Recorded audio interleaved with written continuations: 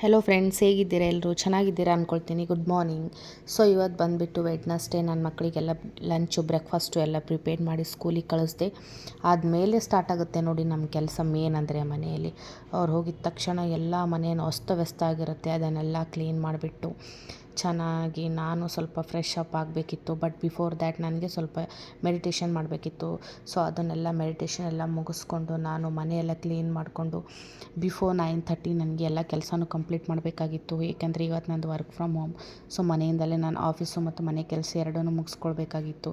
ಹಾಗಾಗಿ ಎಲ್ಲನೂ ಕಂಪ್ಲೀಟ್ ಮಾಡಿಕೊಂಡೆ. ಪಾತ್ರೆ ಇತ್ತು ಅದನ್ನು ತಿಕ್ಬಿಟ್ಟು ಮನೆಯೆಲ್ಲ ಕ್ಲೀನ್ ಮಾಡಿಬಿಟ್ಟು ಮತ್ತು ನಾನು ತುಂಬ ದಿನದಿಂದ ನಾನು ಸ್ವಲ್ಪ ಬಟ್ಟೆ ಇತ್ತು ವಾಷಿಂಗ್ ಮಿಷಿನಲ್ಲಿ ಹಾಕಬೇಕಂತ, ಅದನ್ನೆಲ್ಲ ಹಾಕಿಬಿಟ್ಟೆ.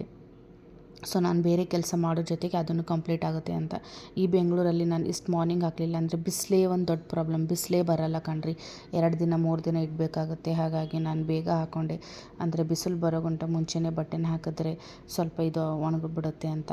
ಆಮೇಲೆ ನಂದು ಓಪನ್ ಮಾಡಬೇಕಲ್ವ ಲ್ಯಾಪ್ಟಾಪು. ಸೊ ಅದಕ್ಕೆಲ್ಲ ಚಾರ್ಜಿಗೆಲ್ಲ ಹಚ್ಚಿ ನೀಟಾಗಿ ಲಾಗಿನ್ ಆಗಬೇಕಂತ ಪ್ಲ್ಯಾನ್ ಮಾಡಿಬಿಟ್ಟು ಲಾಗಿನ್ ಆಗಿ ಏನೇನು ಸ್ಕ್ರಮ್ ಕಾಲ್ಸು ಏನೇನು ಮೀಟಿಂಗ್ಸು ಎಲ್ಲ ಚೆಕ್ ಮಾಡಿಕೊಂಡು ಮತ್ತು ಒಂದು ಸ್ವಲ್ಪ ಆಫೀಸ್ ಕೆಲಸನೂ ಎಲ್ಲ ಮುಗಿಸ್ಕೊಂಡು, ಇನ್ನೂ ಬ್ರೇಕ್ಫಾಸ್ಟ್ ಮಾಡಿರಲಿಲ್ಲ ನಾನು. ಸೊ ಅದಕ್ಕಿಂತ ಮುಂಚೆನೇ ಒಂದು ಸ್ವಲ್ಪ ಕೆಲಸ ಎಲ್ಲ ಮುಗಿಸ್ಕೊಂಡ್ಬಿಟ್ಟೆ.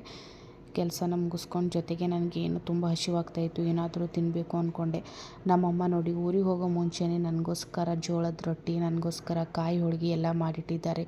ಸೊ ನನಗೇನು ಮಿಡಲಲ್ಲಿ ಅಷ್ಟು ಬರ್ಡನ್ ಆಗಬಾರ್ದು ಅಂತ ಕಾಯಿ ಹೋಳಿಗೆ ತುಂಬ ಚೆನ್ನಾಗಿತ್ತು. ಅದನ್ನು ಇವತ್ತು ತಿಂದೆ ನಾನು. ಯೂಶ್ವಲಿ ಸ್ವೀಟ್ ಇಷ್ಟ ಇಲ್ಲ ನನಗೆ, ಬಟ್ ನಾನು ಸಮ್ಟೈಮ್ಸ್ ತಿಂತೀನಿ. ಸೊ ಅದ್ರ ಜೊತೆ ತುಪ್ಪನೂ ಹಾಕ್ಕೊಂಡೆ. ಕಾಯಿ ಹೋಳಿಗೆ ಜೊತೆ ತುಪ್ಪ ಇದ್ದರೆ ತುಂಬ ಟೇಸ್ಟ್ ಆಗಿರುತ್ತೆ ಅಂತ. ಸ್ವಲ್ಪ ಪೋಹೆ ಇತ್ತು ಮತ್ತು ಪುಳಿಯೋಗರೆ ಮಾಡಿದ್ದೆ ನಾನು, ಅದನ್ನು ಸ್ವಲ್ಪ ಟೇಸ್ಟ್ ಮಾಡಿದೆ. ಎಲ್ಲನೂ ಹಾಕ್ಕೊಂಡು ನಾನು ಬ್ರೇಕ್ಫಾಸ್ಟ್ ಕಂಪ್ಲೀಟ್ ಮಾಡಿಕೊಂಡೆ. ತಕ್ಷಣ ನನಗೆ ಸ್ವಲ್ಪ ಸಾರಿ ಹಾಕಬೇಕಂತ ಫೀಲ್ ಆಯಿತು. ಸಾರಿ ಎಲ್ಲ ಹಾಕ್ಕೊಂಡು ಕೆಲವೊಂದು ರೀಲ್ಸ್ ಎಲ್ಲ ಮಾಡಿಕೊಂಡೆ. 1 o'clock ಆಯಿತು. ನನ್ನ ಮಗಳನ್ನ ಕರ್ಕೊಂಡು ಬಂದೆ. ಅವಳಂದರೆ ಅಲ್ಲಿ ಸ್ವೀಟ್ ಕಾರ್ನ್ ನೋಡಿದ್ಲು. ಅದು ನೋಡಿದ ತಕ್ಷಣ ನನಗೂ ಬೇಕು ಅಂತ ಹಠ ಮಾಡಿದ್ಲು. ಸ್ವೀಟ್ ಕಾರ್ನ್ ಅವಳಿಗೂ ಕೊಟ್ಟೆ, ನಾನು ತೊಗೊಂಡೆ. ನಾವ್ಯಾಕೆ ತಿನ್ನಬಾರ್ದು, ನಾವು ತಿನ್ನಬೇಕು ಅಂತ ನಾನು ತೊಗೊಂಡ್ಬಿಟ್ಟೆ. ಅದು ನೋಡಿದ್ರೆ ನನಗೇನೋ ಒಂದು ಗಾದೆ ಮಾತು ನೆನಪು ಬರ್ತಾಯಿತ್ತು. ಮಕ್ಕಳು ಆಗೋ ಮುಂಚೆನೇ ತಿಂದು ನೋಡಿ, ಸೊಸೆ ಬರೋ ಮುಂಚೆನೇ ಬಟ್ಟೆಗಳನ್ನು ಹಾಕಿಕೊಂಡು ನೋಡಿ ಅಂತ ನಮ್ಮ ಕಡೆ ಎಲ್ಲ ಗಾದೆ ಮಾತು ಹೇಳ್ತಾರೆ. ಅದಕ್ಕೆ ನಿಜ ಅನ್ನಿಸ್ತು ನನಗೆ. ಮಕ್ಕಳಾದಮೇಲೆ ನೋಡಿ ಅವರಿಗೆ ಎಲ್ಲ ಇಸ್ಕೊಡ್ಬೇಕು, ತರಬೇಕು ಅಂದರೆ ನಾವು ಯಾವಾಗ ತೊಗೊಳ್ಳೋದು, ನಾವು ಯಾವಾಗ ತಿನ್ನೋದು? ಸೊಸೆ ಬರೋಕ್ಕಿಂತ ಮುಂಚೆನೇ ಒಡವೆಗಳು ತೊಗೊಳ್ಬೇಕು, ಇಲ್ಲಾಂದರೆ ಸೊಸೆಗೆ ಒಡವೆ ಹಾಕ್ತೀರಾ ಅಥವಾ ನಾವು ಹಾಕ್ಕೊಳ್ಬೇಕಾ ಅಂತ ಕನ್ಫ್ಯೂಷನ್ನು.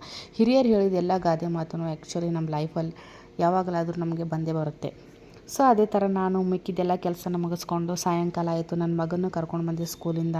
ಬಂದ ತಕ್ಷಣ ನಮ್ಮ ಮನೇಲಿ ಉಪ್ಪಿಟ್ಟು ಅಂದರೆ ಎಲ್ರಿಗೂ ಇಷ್ಟ.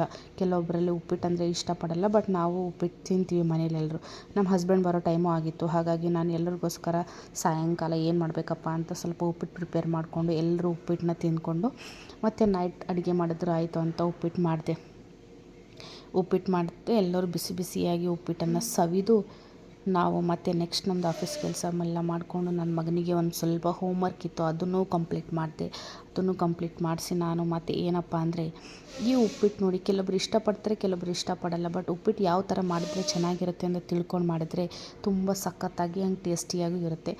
ಸೊ ನಮ್ಮಮ್ಮ ನನಗಿಂತನೂ ತುಂಬ ಚೆನ್ನಾಗಿ ಮಾಡ್ತಾರೆ. ಅವ್ರದ್ದು ನನಗೆ ಉಪ್ಪಿಟ್ಟು ಅಂದರೆ ತುಂಬ ಇಷ್ಟ.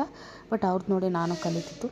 ನಂದು ಉಪ್ಪಿಟ್ಟು ತುಂಬ ಚೆನ್ನಾಗಿ ಆಗಿತ್ತು. ಅದ್ರ ಜೊತೆ ಲಿಂಬೆನಕಾಯಿ ಉಪ್ಪಿನಕಾಯಿನ ಹಾಕಿಕೊಂಡು ತಿಂದುಬಿಟ್ರೆ ಆಹಾ ಎಂಥ ಸವಿರುಚಿ ಅಂದರೆ. ನನ್ನ ಮಗ ನೋಡಿದರೆ ಉಪ್ಪಿಟ್ಟು ತಿಂದು ಎಲ್ಲೋ ಹೊರಗಡೆ ಆಟ ಆಡೋಕ್ಕೆ ಹೋಗಿದ್ದ ಫ್ರೆಂಡ್ಸ್ ಜೊತೆ ಬಾನು ಸ್ವಲ್ಪ ಹೋಮ್ವರ್ಕ್ ಮಾಡ್ಕೊ ಅಂದರೆ 2 minutes ಅಂತ ಹೇಳ್ತಾ ಇದ್ದ. ಇವತ್ತಿನ ನೋಡಿ ಇಷ್ಟೇ ವ್ಲಾಗು. ಇಷ್ಟ ಆದರೆ ಲೈಕ್ ಮಾಡಿ, ಕಮೆಂಟ್ ಮಾಡಿ. ಮತ್ತೆ ನಾಳೆ ಸಿಗೋಣ ಒಂದು ಒಳ್ಳೆಯ ವ್ಲಾಗ್ ಜೊತೆಗೆ. ಧನ್ಯವಾದ ಎಲ್ರಿಗೂ.